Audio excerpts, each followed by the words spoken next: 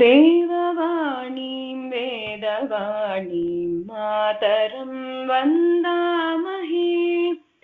चिरनवीनां चिरपुराणीं सादरं वन्दामहे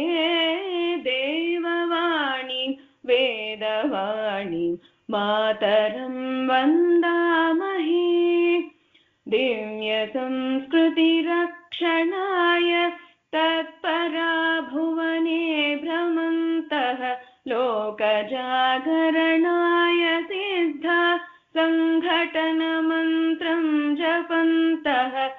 कृतिपरालक्ष्यैकनिष्ठा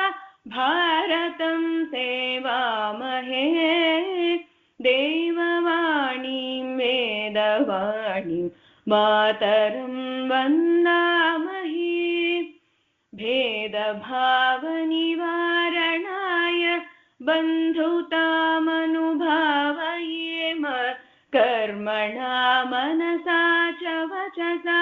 मातृवन्दनमाचरेम कीर्तिधनपदकामनाभिर्विरहिता मोदामहे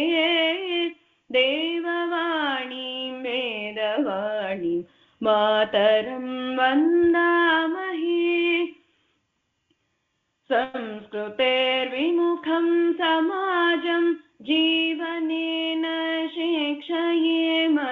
मनुकुलादर्शं वयं वै पालयित्वा दर्शयेम जीवनं संस्कृतहितार्थं ह्यर्पितं मन्यामहे देववाणीं वेदवाणीं मातरं वन्दामहे चिरनवीनां चिरपुराणीं सादरं वन्दामहे